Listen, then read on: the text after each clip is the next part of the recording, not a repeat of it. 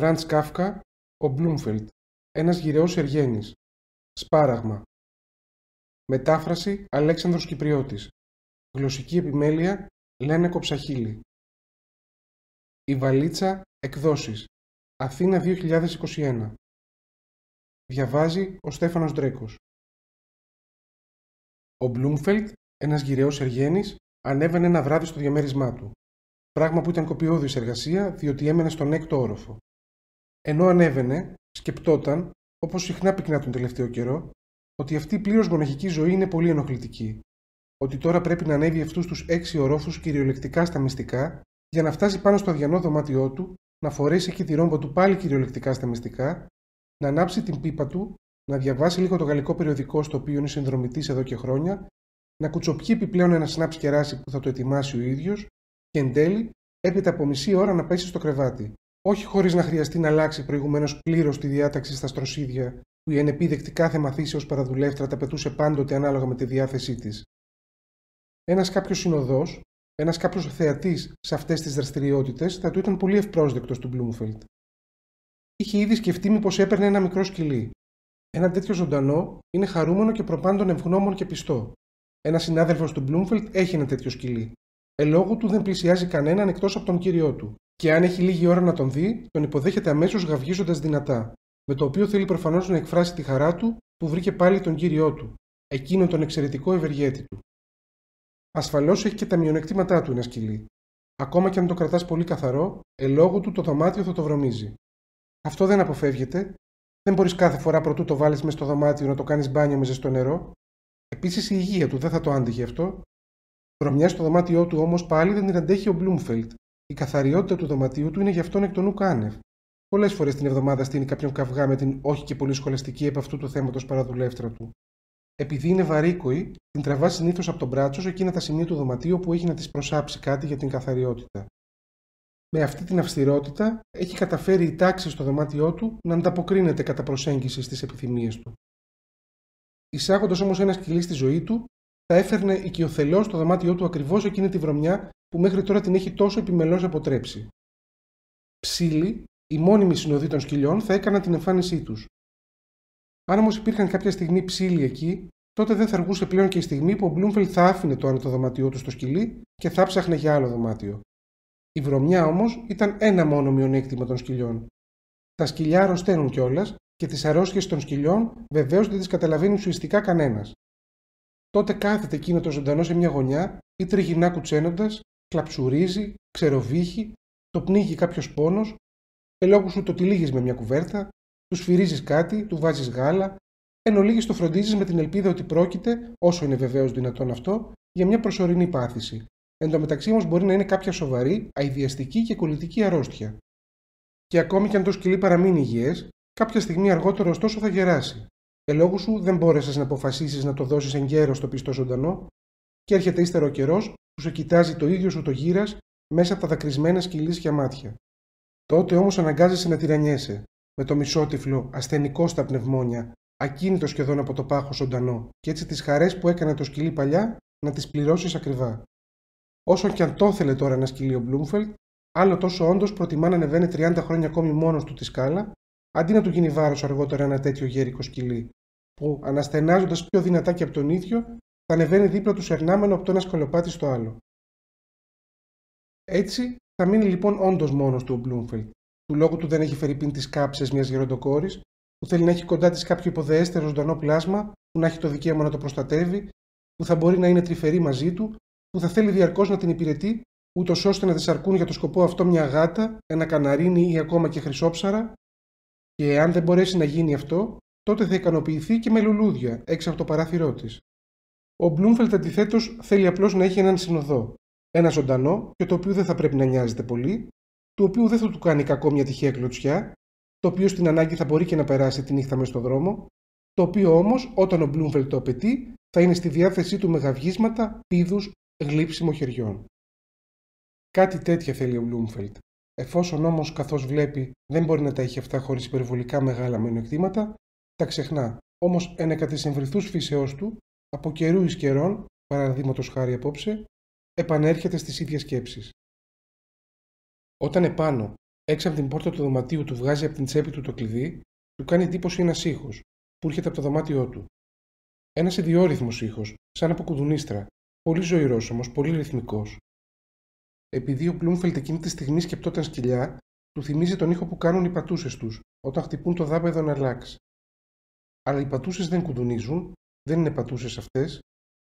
Ξεκλειδώνει βιαστικά την πόρτα και ανάβει το ηλεκτρικό φως. Γι' αυτό το θέαμα δεν ήταν προετοιμασμένος. Αυτό πάλι είναι μαγεία. Δύο μικρές άσπρες μπάλες από κελουλοίτη με μπλε ρίγες πηδούν στο παρκέ η μία δίπλα στην άλλη πάνω κάτω. Τυπάει μία στο δάπεδο, είναι ψηλά η άλλη και ακούραστα διεξάγουν το παιχνίδι τους. Μια φορά στο γυμνάσιο, ο Μπλούμφελτ είχε δει σε ένα γνωστό πείραμα ηλεκτρισμού κάτι μικρά μπαλάκια να πηδούν παρόμοια. Αυτές όμως συγκριτικά είναι μεγάλες μπάλες. Πηδούν μες στο ελεύθερο δωμάτιο και πείραμα ηλεκτρισμού δεν διεξάγεται. Ο Μπλούμφελτ σκύβει προς το μέρος τους για να τις δει καλύτερα. Είναι χωρίς αμφιβολία συνηθισμένες μπάλες. Κατά πάσα πιθανότητα περιέχουν στο εσωτερικό τους κάποιες ακόμη μικρότερες μπάλες και εκείνες προκαλούν τον ήχο κουδουνίστρας. Ο Μπλούμφελτ ψαχουλεύει στον αέρα για να διαπιστώσει μήπως κρέμονται φερειπίν από τίποτε κλωστές. Όχι. Κινούνται εντελώς ανεξάρτητες. Κρίμα που ο Μπλούμφελτ δεν είναι μικρό παιδί. Δύο τέτοιες μπάλες θα ήταν μια έκπληξη που θα τον χαροποιούσε, ενώ τώρα το όλο πράγμα του κάνει περισσότερο μια δυσάρεστη εντύπωση. Δεν είναι πάντως εντελώς ανώφελο να ζήσει ως απαρατήρητος Εργένης μόνο στα μυστικά. Τώρα κάποιος, αδιάφορο ποιος, πανέρωσε το μυστικό αυτό και του έστειλε αυτές τις δύο παράξενες μπάλες. Πάει να πιάσει τη μία, αλλά εκείνες οπισθοχωρούν και τον παρασύρουν μέσα στο δωμάτιο πίσω τους. Παρά είναι χαζό πάντως, σκέπτεται, να τρέχω έτσι πίσω από τις μπάλες. Κοντοστέκεται και τις παρακολουθεί πως μένουν, μιας και το κυνηγητό φαίνεται να σταμάτησε, στην ίδια θέση και εκείνες. Θα προσπαθήσω όμως να τις πιάσω, σκέπτεται ύστερα πάλι, και σπέβδει προς το μέρος τους. Αμέσως τρέπονται σε φυγή εκείνες, αλλά ο Μπλούμφελτ τις τριμώχνει ανοίγοντας τα πόδια του σε μια γωνιά του δωματίου και μπροστά στη βαλίτσα που είναι εκεί, καταφέρνει να πιάσει τη μία μπάλα. Είναι μια δροσερή μικρή μπάλα και γυρίζει μες στο χέρι του, λαχταρώντας προφανώς να διαφύγει. Και η άλλη μπάλα επίσης, όταν βλέπει τη δύσκολη θέση της συντρόφου της, πηδάει πιο ψηλά από ό,τι πρωτήτερα και μεγαλώνει τους πήδους, μέχρι που αγγίζει το χέρι του Μπλούμφελτ. Χτυπάει εκείνο το χέρι. Χτυπάει με όλο και πιο γρήγορους πήδους. Αλλάζει τα σημεία επίθεσης. Ύστερα πηδά, αφού δεν μπορεί να κάνει τίποτα στο χέρι που έχει κλεισμένη μέσα του την άλλη μπάλα, ακόμη πιο ψηλά και θέλει κατά πάσα πιθανότητα να φτάσει το πρόσωπο του Μπλούμφελτ. Ο Μπλούμφελτ θα μπορούσε να την πιάσει και αυτή την μπάλα και να τις κλείσει κάπου και τις δύο. Αλλά προς στιγμήν του φαίνεται πάρα πολύ αναξιοπρεπές να παίρνει τέτοια μέτρα απέναντι σε δύο μικρές μπάλες. Είναι πάντως και διασκεδαστικό να έχει στην κατοχή σου δύο τέτοιες μπάλες. Αρκετά σύντομα θα κουραστούν κι αυτές, θα κυλήσουν κάτω από καμιά ντουλάπα και θα ησυχάσουν. Παρά τη σκέψη του αυτή όμως, ο Μπλούμφελτ εξφενδονίζει την μπάλα στο δάπεδο με θυμό. Είναι θαύμα που το λεπτό, διαφανές σχεδόν κάλυμα από κελουλοίτη δεν σπάει από αυτό. Χωρίς προειδοποίηση, οι δύο μπάλες αρχίζουν πάλι τους προηγούμενους χαμηλούς, αμοιβαία συντονισμένους πήδους τους. Ο Μπλούμφελτ δίνεται ήρεμα. Τακτοποιεί τα ρούχα του στην ντουλάπα. Πάντοτε συνηθίζει να κοιτά καλά αν άφησε τα πάντα σε τάξη παραδουλεύτρα. Μια-δυο φορές κοιτάζει πάνω από τον ώμο του προς τις μπάλες, οι οποίες μάλιστα τώρα που δεν τις κυνηγά αυτός, φαίνεται να τον κυνηγάνε εκείνες. Τον έχουν ακολουθήσει και τώρα πηδούν ακριβώς πίσω του. Ο Μπλούμφελτ φορά τη ρόμπα του και θέλει να πάει μέχρι τον απέναντι τοίχο, για να πάρει μία από τις πίπες του, που είναι κρεμασμένες εκεί σε μία βάση. Άθελά του κλωτσά, προτού κάνει μεταβολή, με το ένα πόδι προς τα πίσω. Οι μπάλες όμως ξέρουν να το αποφεύγουν και δεν τις πετυχαίνει. Όταν πηγαίνει τώρα να πάρει την πίπα, αρχίζουν αμέσως οι μπάλες να τον συνοδεύουν. Αυτό σέρνει τα πόδια του με τις παντόφλες, κάνει ακανόνιστα βήματα, όμως παρόλα αυτά κάθε πάτημα το ακολουθεί σχεδόν χωρίς παύση ένα χτύπημα από τις μπάλες. Κρατούν του λόγου του στον βηματισμό του.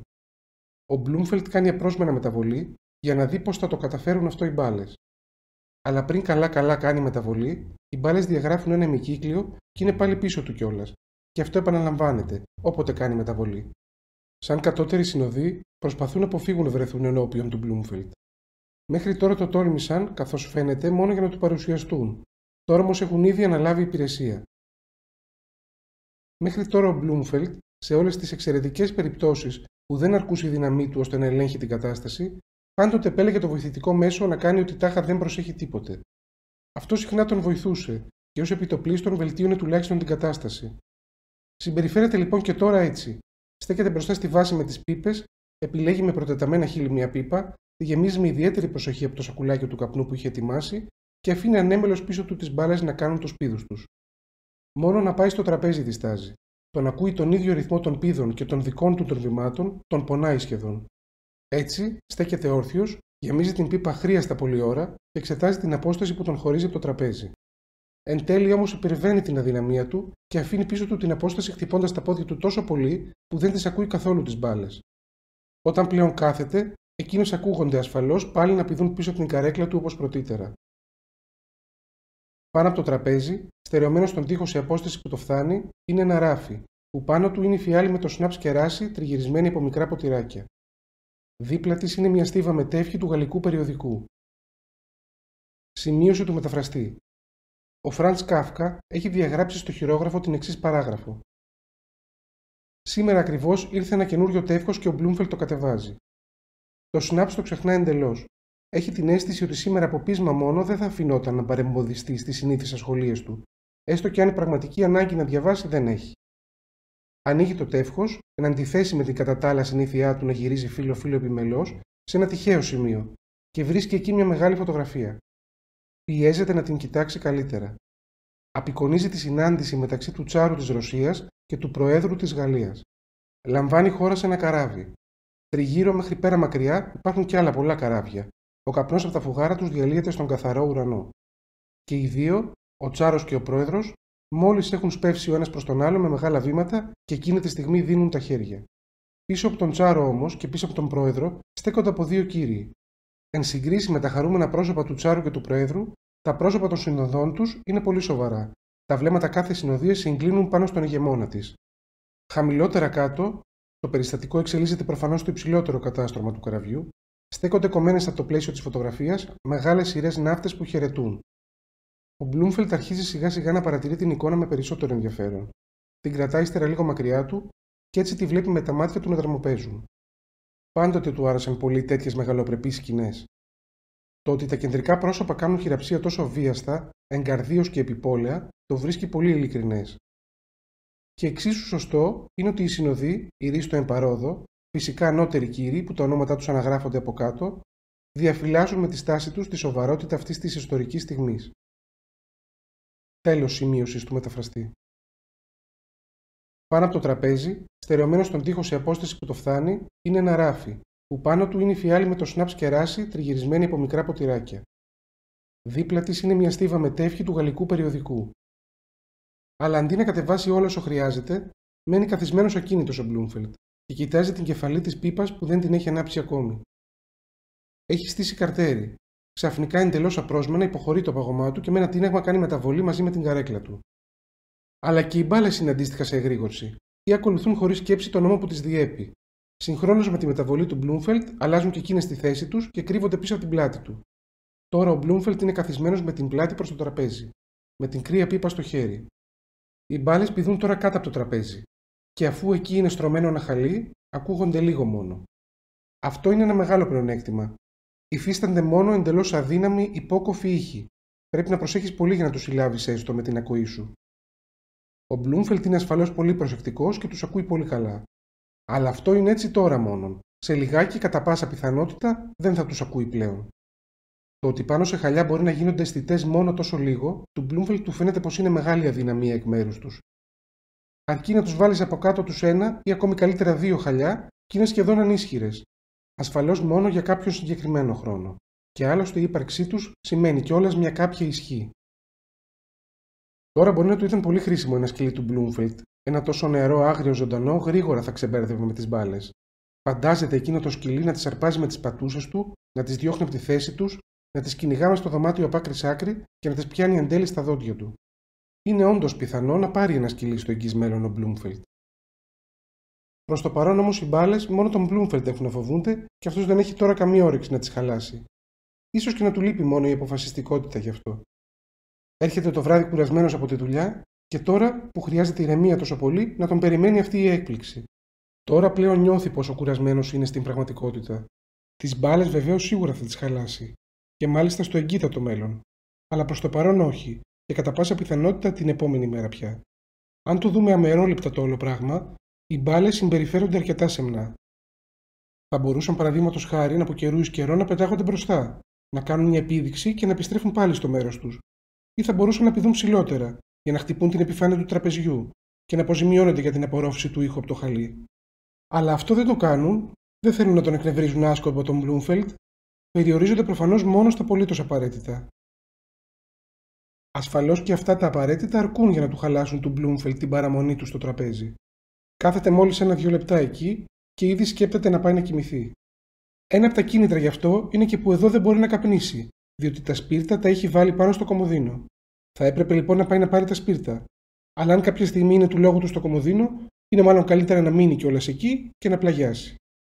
Επ' αυτού έχει άλλη μια ιστεροβουλία, γιατί πιστεύει ότι οι μπάλες, μέσα στην τυφλή τους μανία να μένουν πάντοτε πίσω του, θα πηδήσουν πάνω στο κρεβάτι και ότι εκεί, όταν πλαγιάσει ύστερα, θέλοντας και μη, θα τη συνθλίψει. Την ένσταση ότι και τα υπολείμματα από τις μπάλες φερειπίν θα μπορούσαν να αρχίσουν να πηδούν, την απορρίπτει. Και το ασυνήθιστο θα έχει τα όρια του. Οι ολόκληρες μπάλες πηδούν και σε άλλες περιπτώσεις, αν και όχι αδιάκοπα. Τα θραύσματα από μπάλες αντιθέτως ουδέποτε πηδούν και δεν θα πηδήσουν επομένως και εδώ. «Εγέρθη», τη φωνάζει, έχοντας γίνει σχεδόν θρασής με τη σκέψη του αυτή, και χτυπώντας πάλι τα πόδια του πηγαίνει προς το κρεβάτι με τις μπάλες πίσω του. Η ελπίδα του φαίνεται να επιβεβαιώνεται. Όπως πάει και στέκεται σκοπίμως πολύ κοντά στο κρεβάτι, πηδά μια μπάλα αμέσως και ανεβαίνει επάνω στο κρεβάτι. Εν αντιθέσει με αυτό συμβαίνει το απρόσμενο, να πάει η άλλη μπάλα κάτω από το κρεβάτι. Την πιθανότητα ότι οι μπάλες μπορεί να άρχισαν να πηδούν και κάτω από το κρεβάτι, ο Bloomfield δεν την είχε σκεφτεί καθόλου. Είναι εξοργισμένος με τη μία μπάλα. Παρ' όλα αυτά αισθάνεται πόσο άδικο είναι, διότι πηδώντας κάτω από το κρεβάτι, ίσως η μπάλα να εκπληρώνει την αποστολή της ακόμα καλύτερα από ότι η μπάλα επάνω στο κρεβάτι. Τώρα τα πάντα εξαρτώνται από το ποιο μέρος θα επιλέξουν οι μπάλες, διότι ότι θα μπορούσαν για πολύ να εργάζονται ξεχωριστά, ο Bloomfield δεν το πιστεύει. Και πράγματι, την επόμενη στιγμή και η από κάτω μπάλα πηδά και ανεβαίνει επάνω στο κρεβάτι. Τώρα τις έχω, σκέπτεται ο Bloomfield ξαναμένος από τη χαρά του, και πετάει τη ρόμπα από πάνω του για να πέσει στο κρεβάτι. Αλλά εκείνη τη στιγμή ακριβώς πηδά η ίδια μπάλα και χώνεται κάτω από το κρεβάτι πάλι. Υπέρμετρα απογοητευμένος, ο Bloomfield καταρρέει κυριολεκτικά. Η μπάλα κατά πάσα πιθανότητα έριξε απλώς με ματιά επάνω και δεν της άρεσε. Και τώρα την ακολουθεί και η άλλη και μένει φυσικά κάτω, διότι κάτω είναι καλύτερα. Τώρα θα τις έχω αυτές τις τυμπανίστριες όλη τη νύχτα εδώ, σκέπτεται ο Bloomfield. Δαγκώνει τα χείλη του και κουνά το κεφάλι του πάνω κάτω. Είναι θλιμμένος, χωρίς να γνωρίζει στην πραγματικότητα σε τι θα μπορούσαν να τον βλάψουν οι μπάλες μέσα στη νύχτα. Ο ύπνος του είναι εξαιρετικός. Εύκολα θα τον υπερνικήσει τον μικρό τον ήχο.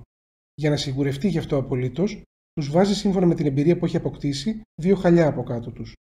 Είναι λες και έχει ένα μικρό σκυλί, που θέλει να το βάλει να ξαπλώσει στα μαλακά.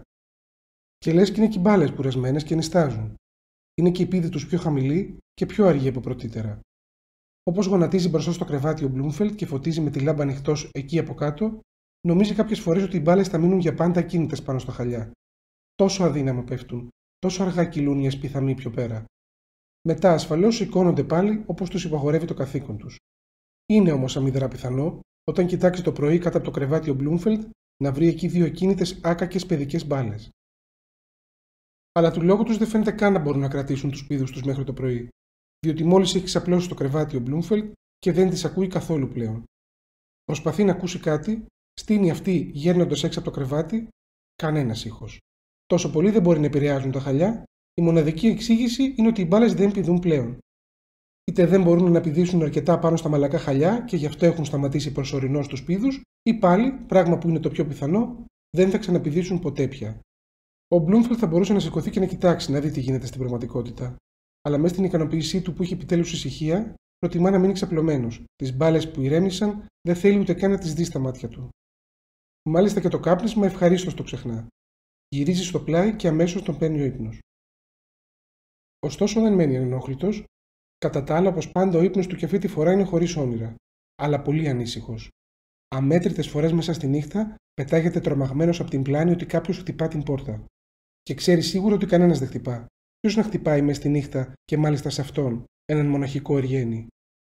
Αν και το ξέρει όμως τα σίγουρα αυτό, πετάγεται συνεχώς επάνω και για μια στιγμή κοιτάζει την πόρτα με αγωνία, με το στόμα ανοιχτό, τα μάτια γουρλωμένα και οι τούφες των μαλλιών του κουνιούνται πάνω στο μέτωπό του το μουσκεμένο. Κάνει προσπάθειες να μετρήσει πόσες φορές έχει ξυπνήσει, αλλά έχοντας παραλογίσει από τους τρομακτικούς αριθμούς που προκύπτουν, βυθίζεται πάλι στον ύπνο. Πιστεύει ότι ξέρει από πού προέρχονται τα χτυπήματα. Δεν γίνονται στην πόρτα παρά κάπου αλλού, αλλά μέσα στη σύγχυση από τον ύπνο δεν μπορεί να θυμηθεί πού εδράζονται οι εικασίες του. Ξέρει μόνο ότι συγκεντρώνονται πολύ μικροσκοπικοί απεχθείς χτύποι, προτού προκύψει το μεγάλο δυνατό χτύπημα.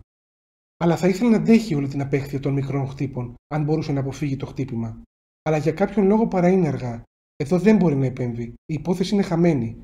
Ούτε καν λόγια δεν έχει. Μόνο για ένα βουβό χασμουριτό ανοίγει το στόμα του. Και οργισμένος γι' αυτό χτυπά το πρόσωπό του στα μαξιλάρια.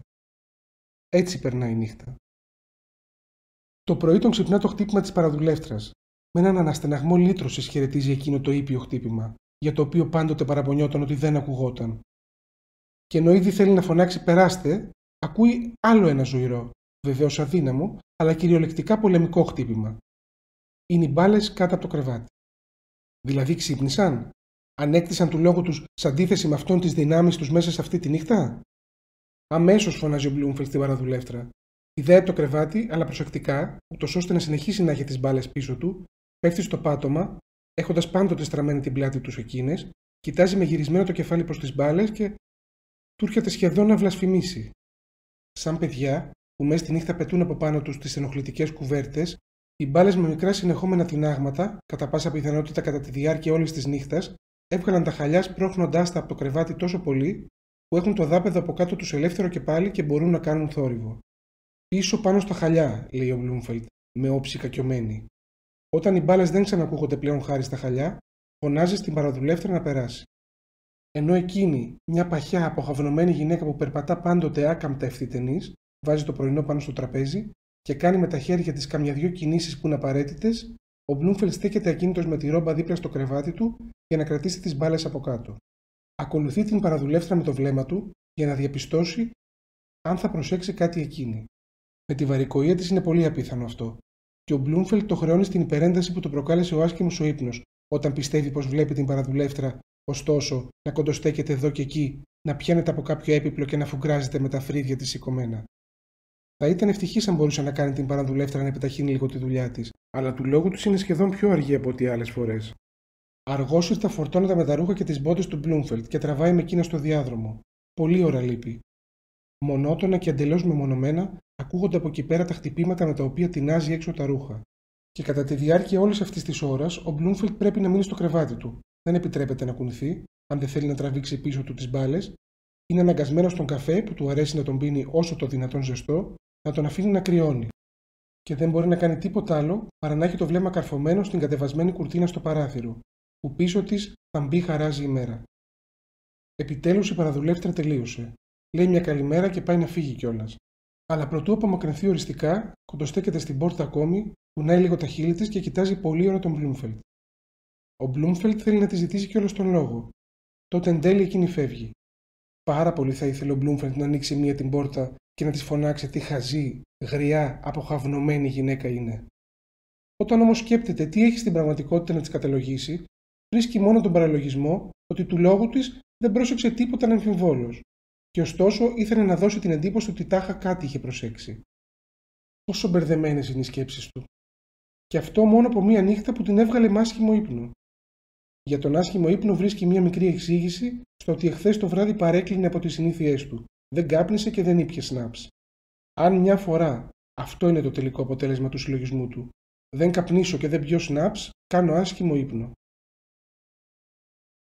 Θα προσέχει από τώρα και στο εξής περισσότερο την υγεία του και αρχίζει παίρνοντας από το φαρμακείο του σπιτιού του, που είναι κρεμασμένο πάνω από το κομοδίνο του, βαμβάκι και χώνοντας 2 βαμβακένια σφαιρίδια στα αυτιά του. Ύστερα σηκώνεται και κάνει ένα δοκιμαστικό βήμα. Οι μπάλες τον ακολουθούν βεβαίως, όμως αυτός δεν τις ακούει σχεδόν καθόλου. Άλλος ένας ανεφοδιασμός με βαμβάκι τις κάνει να μην ακούγονται καθόλου. Ο Μπλούμφελτ εκτελεί μερικά βήματα ακόμη. Το πράγμα προχωρά χωρίς κάποια ιδιαίτερη δυσάρεστη συνέπεια. Ο καθένας είναι για τον εαυτό του. Ο Μπλούμφελτ όπως και οι μπάλες. Εκείνος βεβαίως είναι δεμένες μεταξύ τους, αλλά δεν ενοχλούν ο ένας τον άλλον. Μόνο όταν κάποια στιγμή γυρίζει γρήγορα τρόπον την απ' την άλλη ο Μπλούμφελτ και η μία μπάλα δεν μπορεί να κάνει την αντισταθμιστική κίνηση αρκετά γρήγορα, τη χτυπά με το γόνατό του ο Μπλούμφελτ. Αυτό είναι το μοναδικό περιστατικό. Κατά τα λοιπά, ο Μπλούμφελτ πίνει ήρεμα στον καφέ του, πεινάει λες και δεν κοιμήθηκε αυτή τη νύχτα παρά έκανε ένα μακρύ δρόμο, πλένεται με κρύο απίστευτα αναζωογονητικό νερό και ντύνεται. Μέχρι τώρα δεν έχει σηκώσει τις κουρτίνες, αλλά προτίμησε για προληπτικούς λόγους να παραμείνει στο μισοσκόταδο. Και τις μπάλες δεν τα χρειάζεται τα ξένα μάτια. Αλλά τώρα που είναι έτοιμος να φύγει, πρέπει να φροντίσει τροποντινά τις μπάλες για την περίπτωση που θα τολμούσαν, του λόγου του δεν το πιστεύει, να τον ακολουθήσουν και στον δρόμο. Του έρχεται μια καλή ιδέα γι' αυτό. Ανοίγει τη μεγάλη ντουλάπα με τα ρούχα και στέκεται όρθιος με την πλάτη του μέσα σε εκείνη. Λες και έχουν μια προαίσθηση οι μπάλες για αυτό που έχει βάλει του λόγου του σκοπό, προφυλάσσονται από το εσωτερικό τους ντουλάπας, κάθε σπιθαμή που μένει ανάμεσα στον Bloomfield και την ντουλάπα την εκμεταλλεύονται. Τη δουν, όταν δεν γίνεται αλλιώς για μια στιγμή μέσα στην ντουλάπα, τρέπονται όμως σε φυγή από το σκοτάδι, βγαίνοντας αμέσως πάλι έξω. Το να τις κάνει να περάσουν επάνω από την ακμή και στη συνέχεια να μπουν μέσα στην ντουλάπα δεν γίνεται με τίποτε. Προτιμούν να παραβούν το καθήκον τους και μένουν στο πλάι σχεδόν του Bloomfield. Αλλά τα μικρά τα κόλπα τους δεν θα τις ωφελήσουν, διότι τώρα ο Bloomfield μπαίνει του λόγου του πισωπατώντας μέσα στην ντουλάπα και εκείνες πρέπει πλέον ασφαλώς να ακολουθήσουν.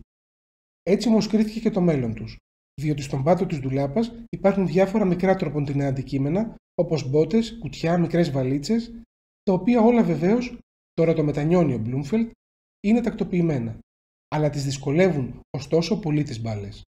Και όταν πλέον ο Bloomfield, ο οποίος εντωμεταξύ έχει κλείσει την πόρτα της ντουλάπας με ένα μεγάλο άλμα που χρόνια έχει να το εκτελέσει έτσι, βγαίνει από την ντουλάπα, κλείνει την πόρτα πίσω του και γυρίζει το κλειδί, οι μπάλες είναι κλειδαμπαρωμένες.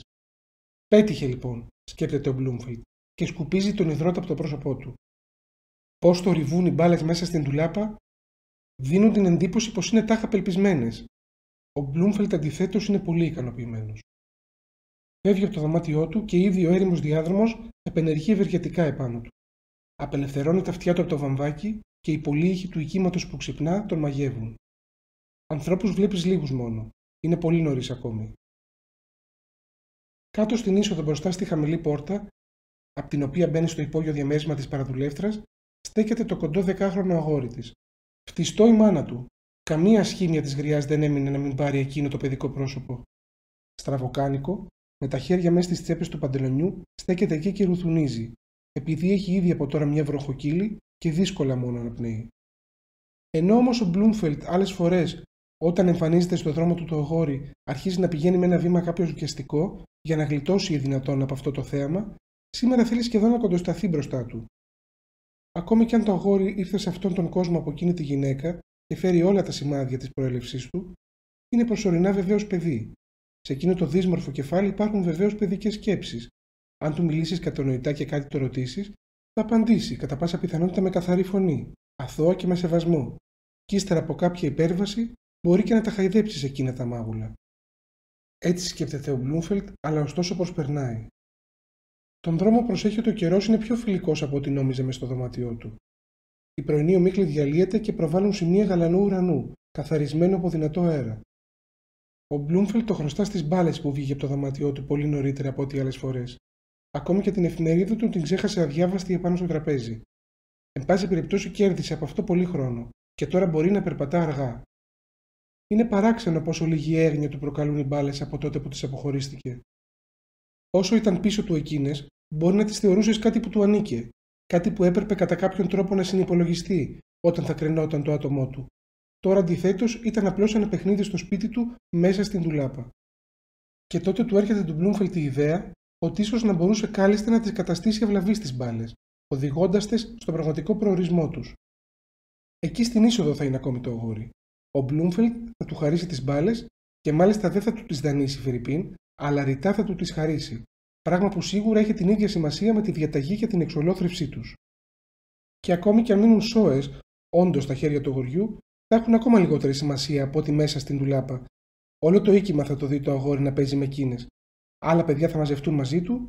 Η γενική άποψη ότι εδώ πρόκειται για μπάλες παιχνιδιού και όχι φερρυπίν για ισόβιους συνοδούς του Bloomfield θα γίνει ακλόνητη και ακαταμάχητη. Ο Bloomfield γυρίζει πίσω και μπαίνει τρέχοντας στο οίκημα. Εκείνη τη στιγμή το αγόρι έχει κατέβει τη σκάλα και θέλει να ανοίξει την πόρτα κάτω. Ο Bloomfield πρέπει επομένως να φωνάξει το αγόρι και να πει το όνομά του, το οποίο είναι γελίο, όπως όλα όσα συνδέονται με το αγόρι. Το κάνει. «Άλφρεντ, Άλφρεντ», φωνάζει. Το αγόρι διστάζει για πολλή ώρα. «Έλα λοιπόν, ντε», φωνάζει ο Bloomfield, «έχω κάτι να σου δώσω». Τα δύο μικρά κορίτσια του διαχειριστή του οικίματος έχουν βγει από την απέναντι πόρτα και πάνε και στείνονται με περιέργεια δεξιά και αριστερά του Bloomfield. Τους κόβει του λόγου τους πολύ περισσότερο από ό,τι του αγοριού και δεν καταλαβαίνουν γιατί εκείνο δεν έρχεται αμέσως. Του κάνουν νόημα, χωρίς να αφήσουν από τα μάτια τους τον Bloomfield, και δεν μπορούν αμέσως να εξακριβώσουν τι δώρο τον περιμένει τον Άλφρεντ. Η περιέργεια τα βασανίζει και χοροπηδούν από το ένα πόδι στο άλλο. Ο Μπλούμφελντ γελάει τόσο με αυτά όσο και με τα αγόρι. Εκείνο φαίνεται επιτέλους να τα έχει τακτοποιήσει όλα στο μυαλό του και ανεβαίνει άκαμπτο και βαρύ τη σκάλα. Ούτε καν στο περπάτημα δεν διαφέρει από τη μάνα του, η οποία παρεμπιπτόντως εμφανίζεται στην πόρτα του υπογείου. Ο Μπλούμφελντ φωνάζει υπερβολικά δυνατά, για να τον ακούσει ακόμη και η παραδουλεύτρα και να επιτηρήσει, σε περίπτωση που θα ήταν αναγκαίο, την εκτέλεση της παραγγελιάς του. «Έχω επάνω», λέει ο Μπλούμφελντ, «στο δωμάτιό μου 2 ωραίες μπάλες. Θέλεις να τις πάρεις?» Το αγόρι στραβώνει απλώς το στόμα, δεν ξέρει πώς πρέπει να συμπεριφερθεί, γυρίζει από την άλλη και κοιτάζει ερωτηματικά προς τα κάτω τη μητέρα του. Τα κορίτσια όμως αρχίζουν αμέσως να χοροπηδούν γύρω από τον Μπλούμφελντ και να του ζητούν τις μπάλες. «Θα μπορείτε κι εσείς να παίζετε μαζί τους», τους λέει ο Μπλούμφελντ, αλλά περιμένει την απάντηση του αγοριού. Θα μπορούσε να χαρίζει τις μπάλες αμέσως στα κορίτσια, αλλά του φαίνονται υπερβολικά επιπόλαια και τώρα εμπιστεύεται περισσότερο το αγόρι. Εκείνο εντωμεταξύ, χωρίς να έχουν ανταλλαχθεί κάποιες κουβέντες, έχει πάρει τη συμβουλή της μητέρας του και κουνώντας το κεφάλι του συμφωνεί όταν τον ρωτάει εκ νέου ο Μπλούμφελντ. «Τότε πρόσεξε», λέει ο Μπλούμφελντ, ο οποίος ευχαρίστως παραβλέπει το ότι εδώ δεν πρόκειται να ακούσει ένα ευχαριστώ για το δώρο του. «Το κλειδί για το δωμάτιό μου το έχει η μητέρα σου. Από εκείνη θα πρέπει να το δανειστείς. Εγώ εδώ σου δίνω το κλειδί της ντουλάπας μου, και μέσα σε αυτή την ντουλάπα είναι οι μπάλες. Να κλειδώσεις την ντουλάπα και το δωμάτιο προσεκτικά πάλι. Με τις μπάλες όμως μπορείς να κάνεις ό,τι θέλεις και δεν χρειάζεται να τις φέρεις πίσω. Με κατάλαβες?» Τα αγόρι όμως δυστυχώς δεν κατάλαβε. Ο Μπλούμφελντ ήθελε να ξεκαθαρίσει τα πάντα σε εκείνο το απέραντα αργόστροφο πλάσμα, αλλά ακριβώς λόγω του σκοπού του αυτού επανέλαβε πάρα πολλές φορές τα πάντα. Μίλησε πάρα πολλές φορές να αλλάξει για κλειδιά, δωμάτιο και ντουλάπα, και εξαιτίας αυτού το αγόρι δεν το κοιτάζει σαν ευεργέτη, παρά σαν κάποιον που το δοκιμάζει. Τα κορίτσια ασφαλώς κατάλαβαν τα πάντα ευθύς αμέσως. Κολλούν πάνω στο Μπλούμφελντ και απλώνουν τα χέρια τους για το κλειδί. «Περιμένετε, ντε», λέει ο Μπλούμφελντ, και ήδη αρχίζει να εκνευρίζεται με όλα. Επιπλέον ο χρόνος περνάει, δεν μπορεί πλέον να μείνει για πολλή ώρα. Μακάρι, ωστόσο, να έλεγε επιτέλους η παραδουλεύτρα ότι εκείνη τον κατάλαβε, ότι θα φροντίσει σωστά τα πάντα για τα αγόρι. Αντί γι' αυτό όμως, στέκεται του λόγου της ακόμη κάτω στην πόρτα. Χαμογελά πρόσθετα σαν ντροπαλή βαρύκοη και ίσως πιστεύει ότι τον Μπλούμφελντ επάνω τον έπιασε ξαφνικά κάποιος ενθουσιασμός για τα αγόρι της και το εξετάζει στην προπαίδεια. Ο Μπλούμφελντ πάλι όμως δεν μπορεί να κατέβει τη σκάλα του υπογείου και να της φωνάξει της παραδουλεύτρας ταυτή την παράκλησή του, να τον απαλλάξει τα αγόρι της για το όνομα του Θεού από τις μπάλες. Έχει ήδη πιεστεί αρκετά όταν σκοπεύει να εμπιστευτεί για μια ολόκληρη μέρα το κλειδί της ντουλάπας του σε αυτή την οικογένεια. Δεν είναι για να προφυλάξει τον εαυτό του που δίνει εδώ το κλειδί στα αγόρι, αντί να το οδηγήσει επάνω ο ίδιος και να του παραδώσει εκεί τις μπάλες. Αλλά δεν μπορεί βεβαίως πρώτα να του χαρίσει επάνω τις μπάλες και ύστερα, καθώς ήταν αναμενόμενο να συμβεί, να του τις πάρει ευθύς πάλι αμέσως του αγοριού, τραβώντας τις πίσω του ως ακολουθία. «Δεν με καταλαβαίνεις δηλαδή?» ρωτάει ο Μπλούμφελντ μελαγχολικά σχεδόν, αφού έχει αρχίσει εκ νέου να εξηγεί, αλλά υπό το κενό βλέμμα του αγοριού διακόπτει ευθύς αμέσως πάλι. Ένα τέτοιο κενό βλέμμα τον κάνει τον άλλον ανυπεράσπιστο. Θα μπορούσε να παρασύρει τον άλλον να πει περισσότερα από όσα θέλει, μόνο και μόνο για να γεμίσει εκείνο το κενό με λογική. «Θα του τις φέρουμε εμείς τις μπάλες», φωνάζουν τότε τα κορίτσια. Είναι πονηρά. Έχουν καταλάβει ότι τις μπάλες μόνο μέσω κάποιας μεσολάβησης του αγοριού μπορούν να τις πάρουν, αλλά και ότι επιπλέον αυτή τη μεσολάβηση θα πρέπει να τη φέρουν τα ίδια εις πέρας. Από το δωμάτιο του διαχειριστή ακούγεται να χτυπάει ένα ρολόι και προτρέπει τον Μπλούμφελντ να βιαστεί. «Τότε πάρτε εσείς λοιπόν το κλειδί», λέει ο Μπλούμφελντ, και το κλειδί περισσότερο του το τραβούν από το χέρι εκείνα παρά τους το δίνει αυτός. Η σιγουριά με την οποία θα έδινε το κλειδί στα αγόρι θα ήταν ασύγκριτα μεγαλύτερη. «Το κλειδί για το δωμάτιο θα το πάρετε από την κυρία κάτω», λέει ακόμη ο Μπλούμφελντ. «Και μόλις γυρίσετε με τις μπάλες, θα πρέπει να τα δώσετε και τα 2 κλειδιά στην κυρία». «Ναι, ναι», φωνάζουν τα κορίτσια και ανεβαίνουν τρέχοντας στη σκάλα. Του λόγου τους ξέρουν τα πάντα. Τα πάντα απολύτως. Και λες και κόλλησε ο Μπλούμφελντ από τα αγόρι και έγινε αργόστροφος κι αυτός, δεν καταλαβαίνει και ο ίδιος τώρα πώς μπόρεσαν να αντιληφθούν από τις εξηγήσεις του τόσο γρήγορα τα πάντα. Τώρα τραβολογούν κιόλας κάτω τη φούστα της παραδουλεύτρας, αλλά όσο δελεαστικό κι αν είναι, ο Μπλούμφελντ δεν μπορεί άλλο πλέον να κοιτάζει να δει πώς θα εκτελέσουν την αποστολή τους. Και μάλιστα όχι μόνο επειδή είναι ήδη αργά, παρά και επειδή δεν θέλει να είναι παρόν όταν θα ελευθερωθούν οι μπάλες.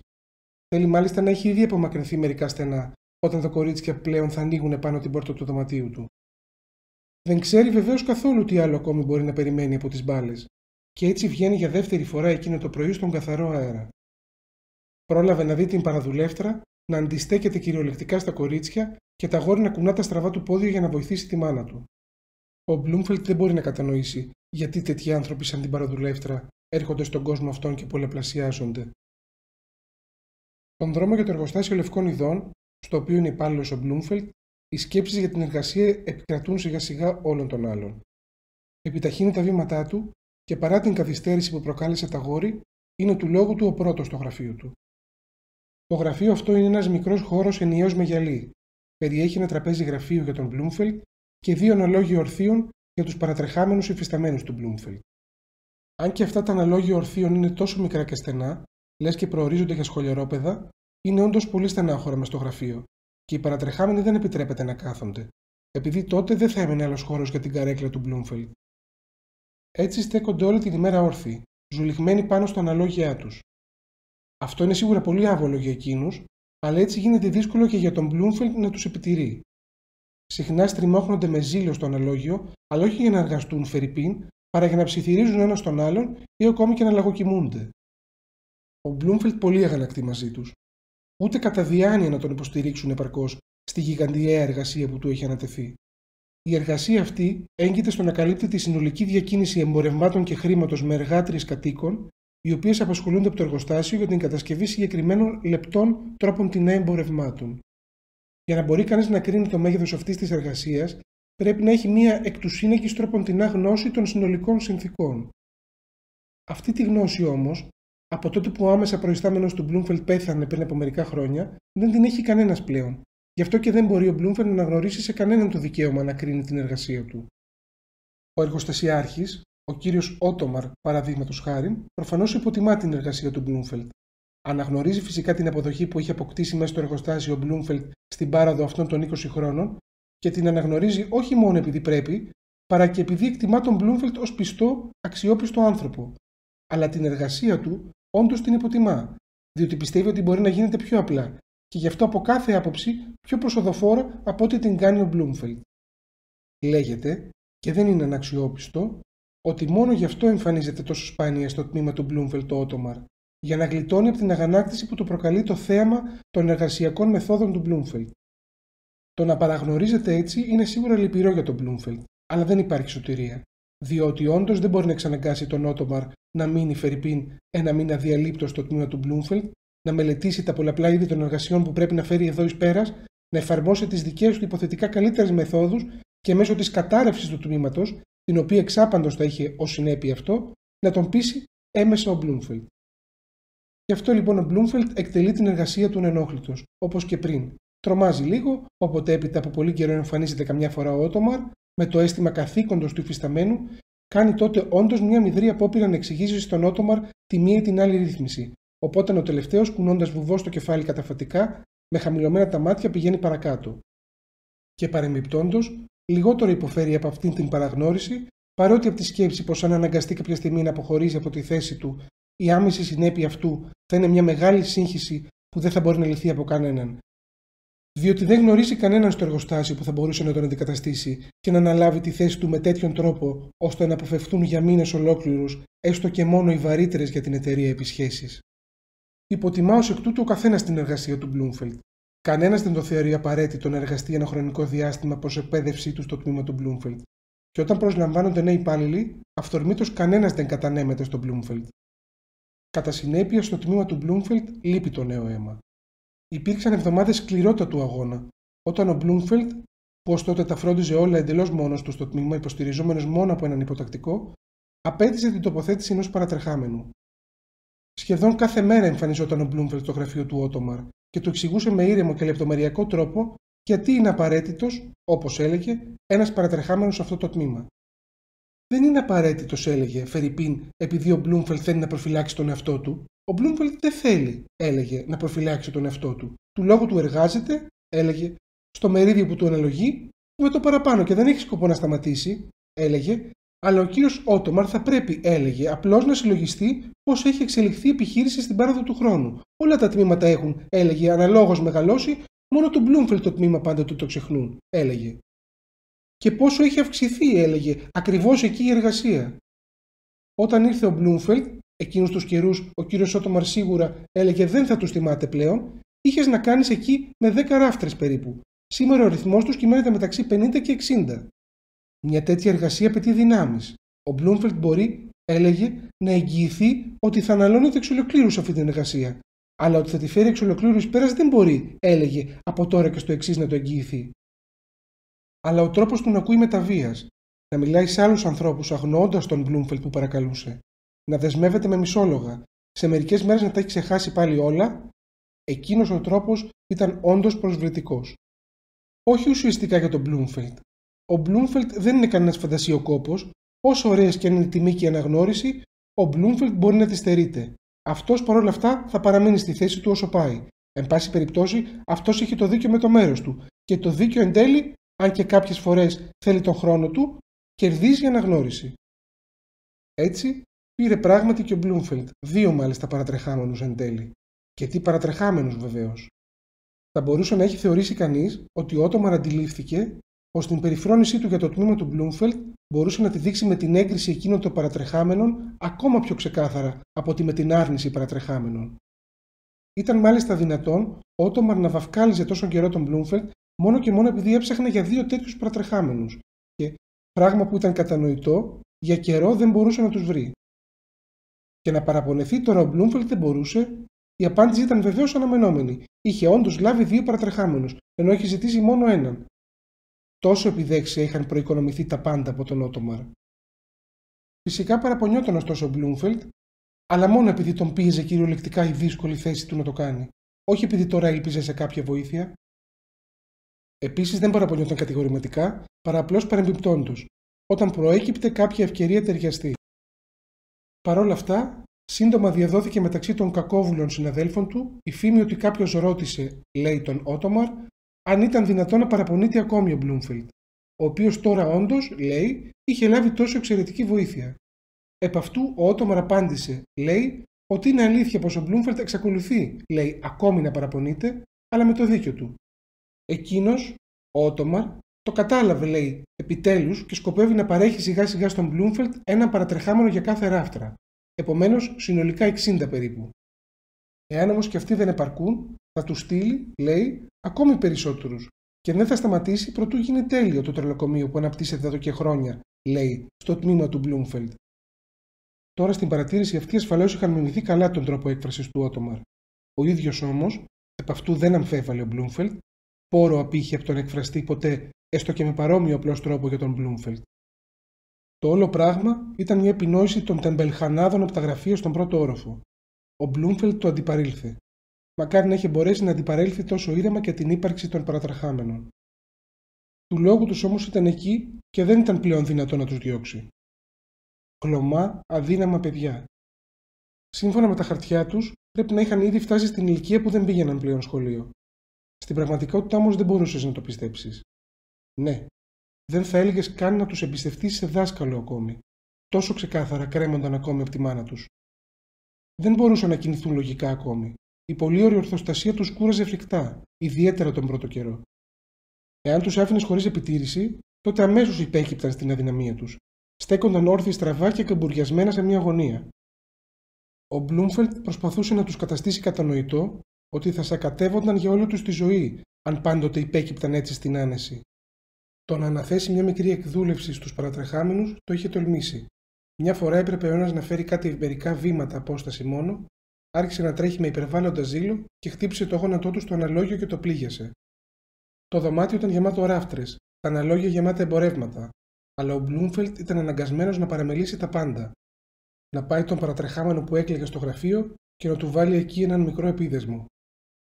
Αλλά και αυτός ο ζήλος των παρατρεχάμενων ήταν απλώς επιφανειακός.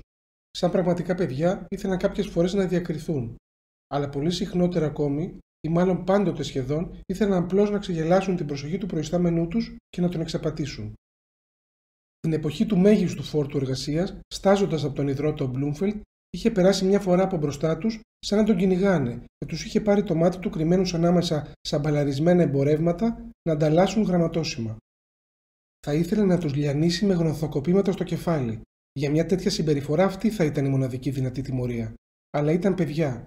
Ο Μπλούμφελντ δεν μπορούσε βεβαίως να σκοτώσει παιδιά στο ξύλο. Και έτσι συνέχισε να τυραννιέται μαζί τους. Αρχικώς είχε φανταστεί ότι οι παρατρεχάμενοι θα τον υποστήριζαν στις άμεσες αναχείρες παραδόσεις, που την εποχή της διανομής των εμπορευμάτων απαιτούσαν τόση πολλή προσπάθεια και επαγρύπνηση. Είχε σκεφτεί ότι εκείνος θα στεκόταν κάπου στο κέντρο πίσω από το αναλόγιο, να έχει συνεχώς την επίβλεψη των πάντων και να φροντίζει τις εγγραφές, ενώ οι παρατρεχάμενοι θα έτρεχαν εδώ και εκεί σύμφωνα με τις προσταγές του και θα διένυμαν τα πάντα. Είχε φανταστεί ότι η υποπτία του, η οποία, όσο αυστηρή κι αν ήταν, δεν μπορούσε να είναι αρκετή για τέτοιες φούργες, θα συμπληρωνόταν μέσω της προσοχής των παρατρεχάμενων και ότι αυτοί οι παρατρεχάμενοι σιγά σιγά θα αποκτούσαν πείρα, ότι δεν θα έμεναν στις προσταγές του για κάθε λεπτομέρεια και ότι επιτέλους θα μάθαιναν και οι ίδιοι να ξεχωρίζουν τις ράφτρες τη μία από την άλλη όσον αφορά τη ζήτηση εμπορευμάτων και την αξιοπιστία τους. Κρίνοντας από αυτούς τους παρατρεχάμενους, ήταν παντελώς φρούδες ελπίδες. Ο Μπλούμφελντ σύντομα κατάλαβε ότι δεν έπρεπε εν γέννη να τους αφήνει να μιλούν με τις ράφτρες. Γιατί σε κάποιες ράφτρες δεν πήγαιναν καθόλου εξ αρχής, επειδή τις απεχθάνονταν ή τις φοβούνταν, σε άλλες αντιθέτως, στις οποίες είχαν μία προτίμηση, συχνά έτρεχαν μέχρι την πόρτα να τις προϋπαντήσουν. Σε εκείνες πήγαιναν ό,τι επιθυμούσαν. Τους το έβαζαν ακόμη κι αν οι ράφτρες είχαν κάθε δικαίωμα να το παραλάβουν με κάποια μυστικότητα στα χέρια, μάζευαν σε ένα άδειο ράφι για εκείνες τις εκλεκτές τους διάφορα κομματάκια, άχρηστα ρετάλια, αλλά όντως χρήσιμα μικροπράγματα, τους έκαναν νόημα με εκείνα πίσω από την πλάτη του Μπλούμφελντ, πανευτυχείς ήδη από μακριά και για αντάλλαγμα δέχονταν καραμέλες που εκείνες τους τις έβαζαν στο στόμα. Ο Μπλούμφελντ έβαλε ασφαλώς σύντομα ένα τέλος σε αυτή την απαράδεκτη κατάσταση. Και όταν έρχονταν οι ράφτρες, τους πήγαινε του λόγου τους μέσα στην αποθήκη. Αλλά για καιρό ακόμη εκείνοι το θεωρούσαν μεγάλη αδικία. Πείσμοναν. Έσπαγαν με θράσος τις πένες τους και καμιά φορά χτυπούσαν, χωρίς να τολμούν βεβαίως να σηκώσουν το κεφάλι, δυνατά τα τζάμια για να κάνουν τις ράφτρες να προσέξουν την κακή μεταχείριση που ήταν αναγκασμένοι κατά τη γνώμη τους να υφίστανται από τον Μπλούμφελντ. Την αδικία όμως που κάνουν οι ίδιοι, αυτοί δεν μπορούν να την κατανοήσουν. Έτσι, έρχονται παραδείγματος χάρη σχεδόν πάντοτε αργά στο γραφείο. Ο Μπλούμφελντ, ο προϊστάμενός τους, που από πολύ μικρή ηλικία θεωρεί αυτονόητο ότι εμφανίζεσαι τουλάχιστον μισή ώρα πριν από την έναρξη του ωραρίου σου στο γραφείο, ούτε υπέρμετρη φιλοδοξία, ούτε υπερβολική συνείδηση καθήκοντος, απλώς μια συγκεκριμένη αίσθηση ευπρέπειας το νοθεί αυτό, ο Μπλούμφελντ αναγκάζεται να περιμένει τους παρατρεχάμενούς του ως επιτοπλίστων πάνω από μία ώρα. Μασουλώντας το ψωμάκι του πρωινού του, στέκεται συνήθως όρθιος πίσω από το αναλόγιο και κλείνει τους λογαριασμούς στα μικρά βιβλία των ραφτρών. Σύντομα βυθίζεται στην εργασία και δεν σκέπτεται τίποτα άλλο. Τότε ξαφνικά τρομάζει τόσο πολύ, που ακόμη και λίγο έπειτα από αυτό τρέμει στο χέρι του η πένα. Ο ένας ο παρατρεχάμενος έχει μπει μέσα σαν σύμφωνας, είναι λες και θέλει να πέσει κάτω, με το ένα χέρι κρατιέται από κάπου, με τ' άλλο πιάνει σφιχτά το στήθος του, που βαριανασένει. Αλλά όλο αυτό δεν σημαίνει τίποτα παραπάνω από το ότι λόγω της αργοπορίας του προβάλλει μια δικαιολογία, που είναι τόσο γελία που ο Μπλούμφελντ σκοπίμως την παρακούει. Διότι αν δεν το έκανε αυτό, θα ήταν αναγκασμένος να τον ξυλοφορτώσει το νερό όπως του αξίζει. Έτσι όμως τον κοιτάζει για λιγάκι μόνο, δείχνει έπειτα με τεντωμένο το χέρι την αποθήκη και στρέφεται πάλι στην εργασία του. Τώρα θα περίμενε όντως κανείς ότι ο παρατρεχάμενος θα καταλάβει την καλοσύνη του προϊσταμένου του και θα σπεύσει στη θέση του. Όχι, δεν σπέβδει. Χοροπηδάει, περπατάει στις μύτες των ποδιών του, πηγαίνει με βήμα σημειωτών. Θέλει άραγε να περιγελάσει τον προϊσταμένο του? Ούτε κι αυτό. Είναι πάλι απλώς αυτή η μίξη φόβου και αυτοικανοποίησης, που απέναντί της είναι ανυπεράσπιστος ο άλλος. Πώς αλλιώς να εξηγείται δηλαδή το ότι ο Μπλούμφελντ σήμερα, που όντως ήρθε και ο ίδιος ασυνήθιστα αργά στο γραφείο, τώρα έπειτα από πολλή αναμονή για έλεγχο των μικρών βιβλίων δεν έχει καμία διάθεση, μέσα από τα σύννεφα σκόνης που σηκώνει ψηλά μπροστά του με τη σκούπα ο παράλογος ο υποτακτικός, βλέπει στον δρόμο τους δύο παρατρεχάμενους να έρχονται με το πάσο τους. Κρατιούνται σφιχτά λαμπρατσέτα και φαίνονται να λένε σημαντικά πράγματα, τα οποία όμως σίγουρα το πολύ να έχουν κάποια ανεπίτρεπτη σχέση με την επιχείρηση. Άνοιξε λοιπόν στους αφέντες μας, φωνάζει στον υποτακτικό ο Μπλούμφελντ με τα χέρια σηκωμένα. Αλλά όταν οι παρατρεχάμενοι μπαίνουν μέσα, ο Μπλούμφελντ δεν θέλει πλέον να τσακωθεί. Δεν απαντά στο χαιρετισμό τους και πηγαίνει και κάθεται στο γραφείο του.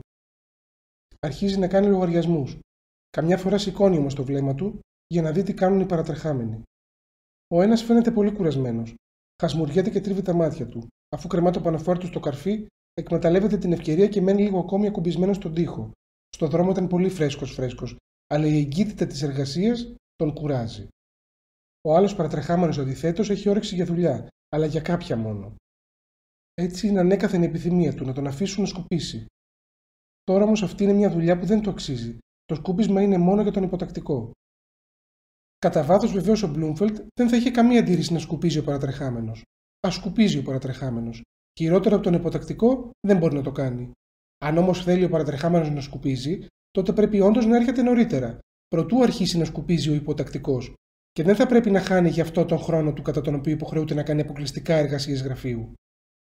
Αν όμως τώρα πάλι ο νεαρός δεν καταλαβαίνει από καμία λογική σκέψη, τότε όντως θα μπορούσε τουλάχιστον ο υποτακτικός, αυτός ο μισότυφλος γέρος, τον οποίο σίγουρα το αφεντικό δεν θα τον ανεχόταν σε κανένα άλλο τμήμα από τον Μπλούμφελτ και ο οποίος ζει ακόμη μόνο και μόνο από τη χάρη του Θεού και του αφεντικού του, τότε όντως θα μπορούσε τουλάχιστον αυτός ο υποτακτικός να είναι υποχωρητικός και να αφήσει για μια στιγμή τη σκούπα στον νεαρό, ο οποίος όντως είναι αδέξιος. Θα τη χάσει αμέσως την όρεξη για σκούπισμα και θα αρχίσει να τρέχει με τη σκούπα πίσω από τον υποτακτικό μόνο και μόνο για να τον παρακινήσει να σκουπίσει πάλι εκείνος. Τώρα όμως ο υποτακτικός φαίνεται να αισθάνεται ιδιαίτερα υπεύθυνος ακριβώς για το σκούπισμα. Βλέπεις πως κοιτάζει, πριν τον πλησιάσει καλά-καλά ο νεαρός, να πιάσει καλύτερα τη σκούπα με τα τρεμάμενα χέρια του, προτιμά να στέκεται ασάλευτος και να αφήσει το σκούπισμα για να μπορεί να έχει όλη την προσοχή του μόνο στην κατοχή της σκούπας. Ο παρατρεχάμενος δεν παρακαλεί τώρα με λόγια, διότι όντως τον φοβάται τον Μπλούμφελτ, ο οποίος καθώς φαίνεται κάνει λογαριασμούς. Επίσης θα ήταν άχρηστα τα συνηθισμένα λόγια, διότι ο υποτακτικός μόνο με πάρα πολύ δυνατές φωνές ακούει. Ο παρατρεχάμενος τραβά λοιπόν αρχικώς τον υποτακτικό από το μανίκι. Ο υποτακτικός ξέρει φυσικά περί τίνος πρόκειται, σκοτεινιασμένος κοιτάζει τον παρατρεχάμενο, κουνά το κεφάλι αρνητικά και τραβά τη σκούπα πιο κοντά του, μέχρι το στήθος του. Τώρα σταυρώνει ο παρατρεχάμενος τα χέρια και παρακαλεί. Δεν έχει ασφαλώς καμία ελπίδα να επιτύχει κάτι με παρακάλια. Τα παρακάλια απλώς τον διασκεδάζουν και γι' αυτό παρακαλεί. Ο άλλος παρατρεχάμενος παρακολουθεί ότι γίνεται γελώντας σιγανά και προφανώς πιστεύει, έστω και κατά έναν ακατανόητο τρόπο, ότι δεν τον ακούει ο Μπλούμφελτ. Τον υποτακτικό τα παρακάλια δεν κάνουν την παραμικρή εντύπωση. Γυρίζει από την άλλη και πιστεύει τώρα ότι μπορεί να χρησιμοποιήσει πάλι τη σκούπα με ασφάλεια.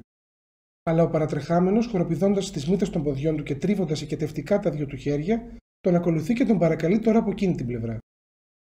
Αυτά τα γυρίσματα του υποτακτικού και το χοροπηδητό του παρατρεχάμενου στο κατόπι του επαναλαμβάνονται πλειστάκης. Εν τέλει, ο υποτακτικός αισθάνεται αποκλεισμένος από όλες τις πλευρές και καταλαβαίνει, πράγμα που με λίγο μόνο μικρότερη αγαθοσύνη θα μπορούσε να το έχει καταλάβει από την αρχή αμέσως, ότι εκείνος θα κουραστεί νωρίτερα από τον παρατρεχάμενο. Κατά συνέπεια, ψάχνει να βρει ξένη βοήθεια. Απειλεί τον παρατρεχάμενο με το δάχτυλο και δείχνει τον Μπλούμφελτ, στον οποίο τώρα θα κάνει παράπονο αν δεν το βάλει κάτω ο παρατρεχάμενος. Ο παρατρεχάμενος αναγνωρίζει ότι τώρα, αν θέλει εν γέννη να πάρει τη σκούπα, πρέπει να βιαστεί πολύ. Οπότε πάει να αρπάξει με ανέδεια τη σκούπα. Μια αυθόρμητη κραυγή του άλλου παρατρεχάμενου υποδηλώνει την επερχόμενη απόφαση. Μάλιστα, ο υποτακτικός τη σώζει πάλι αυτή τη φορά τη σκούπα, κάνοντας ένα βήμα προς τα πίσω και τραβώντας την προς το μέρος του. Αλλά τώρα ο παρατρεχάμενος δεν υποχωρεί πλέον. Με ανοιχτό το στόμα και σπινθυροβόλα μάτια πηδά μπροστά. Ο υποτακτικός θέλει να το σκάσει, αλλά τα γερασμένα πόδια του τρέμουν αντί να τρέχουν. Ο παρατρεχάμενος γραπώνει τη σκούπα και αν και δεν την παίρνει ακόμα, πάντως καταφέρνει όντως να πέσει η σκούπα και έτσι να τη χάσει ο υποτακτικός. Καθώς φαίνεται ασφαλώς και ο παρατρεχάμενος, διότι με το πέσιμο της σκούπας παγώνουν ο αρχικός και οι τρεις, οι παρατρεχάμενοι και ο υποτακτικός, διότι τώρα θα αντιληφθεί τα πάντα ο Μπλούμφελτ. Πράγματι, ο Μπλούμφελτ στη θηρίδα του σηκώνει το βλέμμα, λες και μόλις τώρα τράβηξαν την προσοχή του. Τους κοιτάζει αυστηρά και εξεταστικά όλους έναν έναν. Επίσης η σκούπα κατά γης δεν του διαφεύγει. Να είναι που η σιωπή κρατάει υπερβολικά πολύ, να είναι που ο ένοχος παρατρεχάμενος δεν μπορεί να καταπιέσει την επιθυμία του να σκουπίσει. Εν πάση περιπτώσει, σκύβει του λόγου του, βεβαίως πολύ προσεκτικά, λες και πιάνει και ένα ζωντανό και όχι τη σκούπα, παίρνει τη σκούπα, χαϊδεύει το πάτωμα, τη ρίχνει όμως αμέσως τρομαγμένος όταν πετάγεται πάνω ο Μπλούμφελτ και βγαίνει από την αποθήκη. Δουλειά και οι δυο και τέρμα οι αντιλογίες, φωνάζει ο Μπλούμφελτ, και δείχνει στους δύο παρατρεχάμενους με τεντωμένο το χέρι τον δρόμο για τα αναλόγια τους. Εκείνοι αμέσως υπακούν, αλλά όχι ντροπιασμένοι, φερειπίν με χαμηλώμενο το κεφάλι, μάλλον κάνουν μονοκόμματα μεταβολή, περνώντας μπροστά από τον Μπλούμφελτ και το κοιτάζουν επίμονα μέσα στα μάτια. Λες και θέλουν με αυτό να τον αποτρέψουν από το να τους χτυπήσει. Και ωστόσο θα έπρεπε εκ πείρας να έχουν πάρει επαρκώς το μάθημά τους ότι ο Μπλούμφελτ καταρχήν ουδέποτε χτυπάει.